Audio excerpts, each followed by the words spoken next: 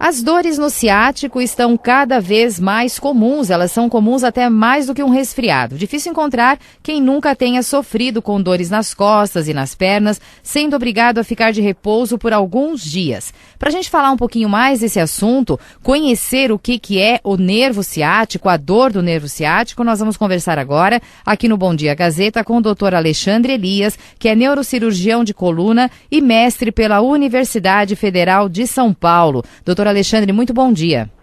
Bom dia, Estela, a você e aos seus ouvintes. Vamos lá então, como é que a gente identifica a dor no ciático? O que é o ciático? O ciático é um nervo que corre pela perna toda. É o maior nervo que nós temos no corpo humano. Então, as raízes nervosas da coluna lombar e sacral, elas saem a cada segmento da coluna e formam o nervo ciático. Então esse nervo ele desce pela perna toda e inerva a perna toda. Quando a gente tem um problema do nervo ciático, o mais comum o que é? Eu tenho uma compressão das raízes que vão formar o nervo ciático dentro da coluna e isso dá uma dor irradiada para a perna toda, principalmente para a região da canela e do pé. E isso daí tem como causa também formigamento, baixa sensibilidade em algumas partes do corpo?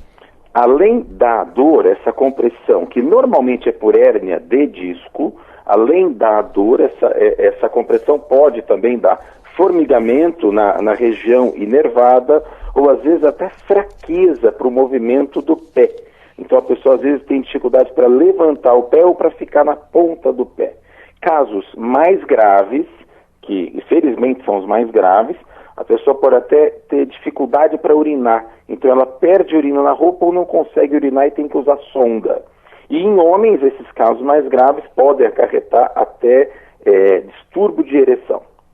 E quais são as pessoas que estão mais sujeitas ao problema? Tem algo a ver com a idade ou mesmo jovens, adolescentes, eles podem estar passando por esse problema, doutor Alexandre? A coluna, no decorrer da vida, ela sofre um envelhecimento natural.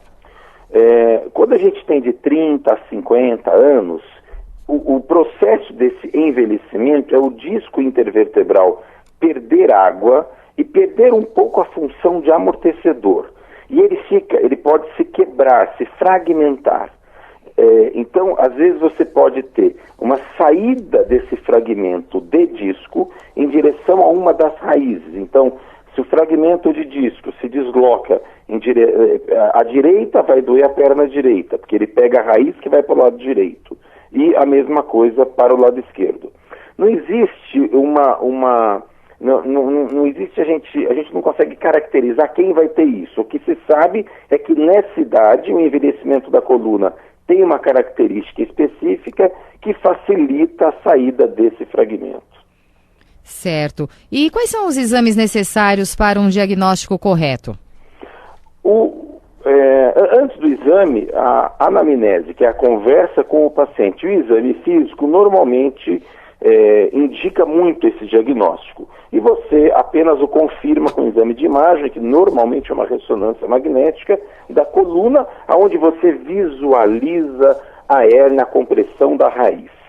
Quanto à ressonância, uma coisa que é muito importante lembrar é que esse envelhecimento da coluna acontece em todos os seres humanos. Então, é natural ter alterações na ressonância e que nem sempre significam doença.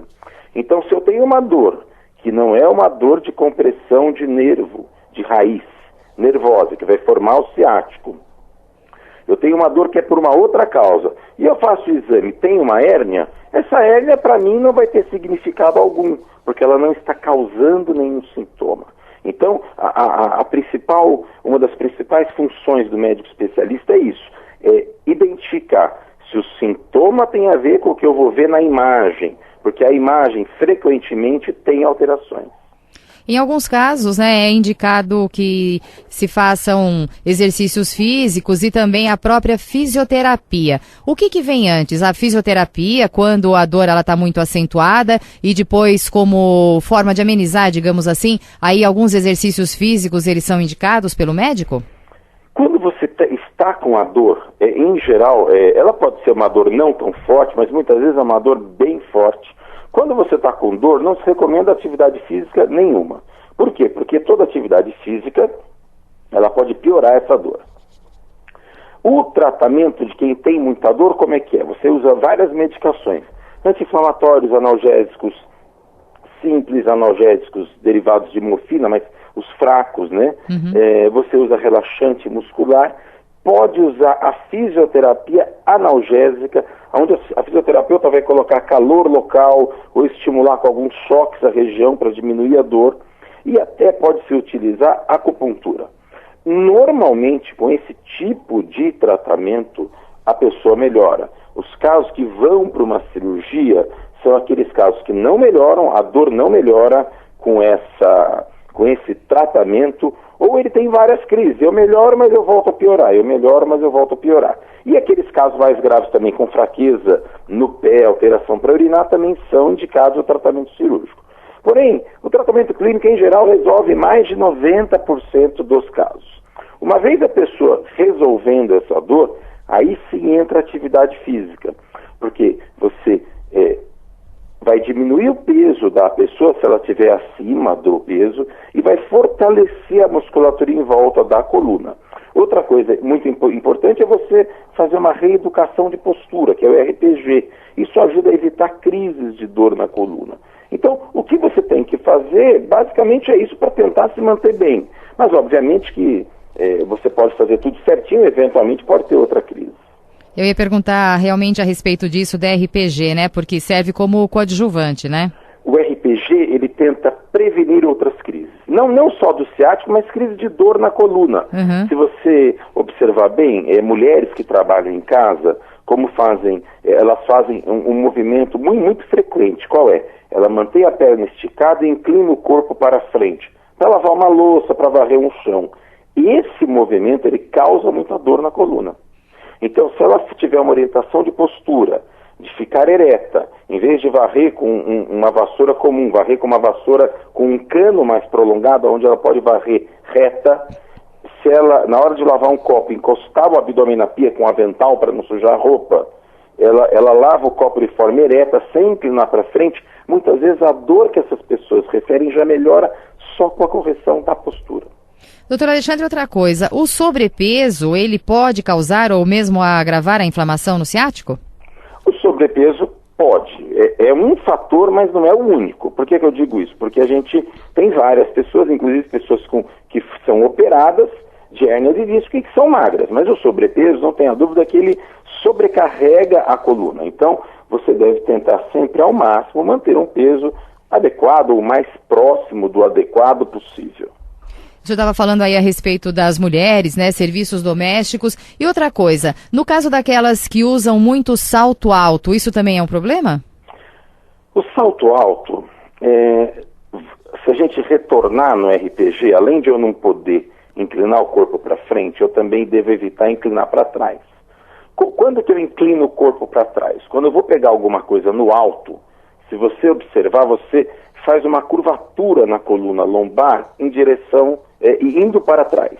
Isso pode te causar dor lombar, por isso que quando a gente fala em postura, se você vai pegar alguma coisa, alguma roupa no varal, você deve sempre pegar na altura do ombro, para não encurvar a coluna para trás. O salto alto é a mesma coisa. Quando a mulher põe o salto alto, ela se inclina para frente, ela não vai cair no chão, então ela inclina o corpo para trás, principalmente na coluna lombar.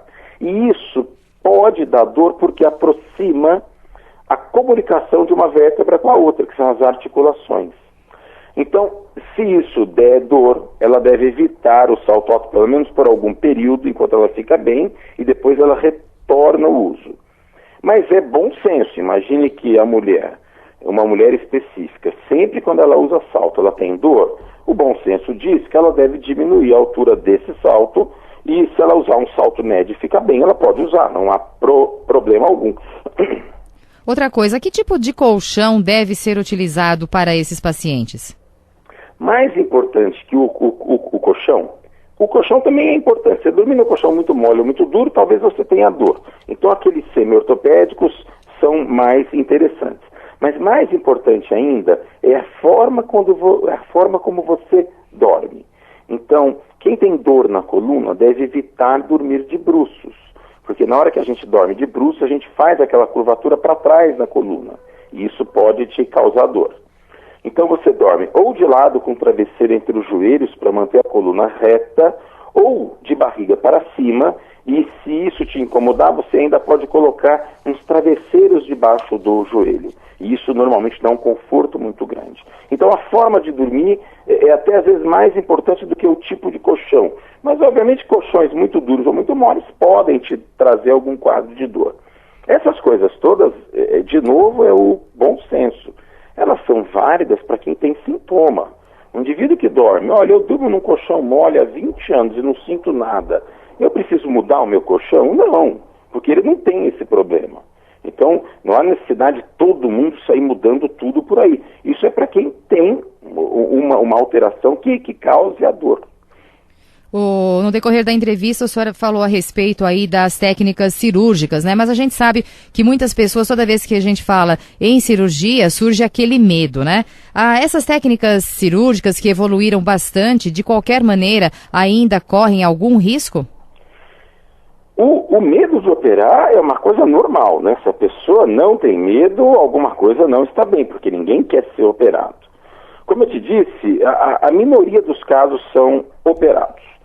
Hoje, com o desenvolvimento de várias técnicas cirúrgicas, a especialização, então você tem médicos especializados em cirurgia de coluna que só fazem isso.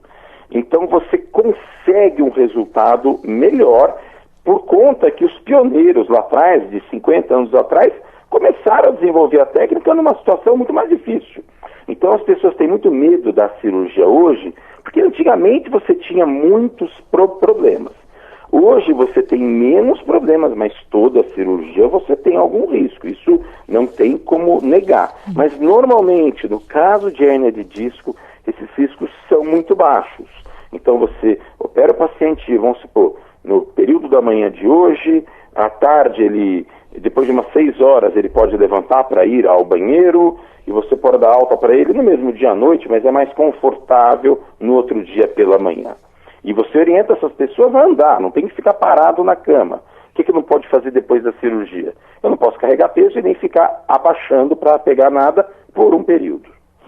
Doutor Alexandre, muito obrigada, viu, pela sua participação. Foi bem interessante a nossa entrevista e acabou aí sanando dúvidas de ouvintes que já tinham ligado para cá e pedido, né, que a gente abordasse esse tema. Eles vão gostar bastante, tenho certeza. Eu acho que esse tema é muito comum, porque esse tipo de dor é muito comum. Uma coisa que é importante sempre saber é que normalmente não é nenhum desespero. Isso aí você trata com remédio, trata com outras terapias e não há necessidade de cirurgia. Então, isso só para... Às vezes, se você sabe disso, a tua dor até já melhora, porque a sua ansiedade, ela diminui. Mas eu é que agradeço o espaço para esclarecer essas dúvidas. Tá certo, e a gente já conta com o senhor em outra oportunidade aqui no nosso Bom Dia Gazeta, tá certo? Tá ok, estou à disposição. Então, bom dia e até outra vez. Bom dia, Estela e seus ouvintes. Conversei aqui no Bom Dia Gazeta com o Dr. Alexandre Elias, neurocirurgião de coluna com foco em cirurgia minimamente invasiva, ele também que é mestre pela Universidade Federal de São Paulo.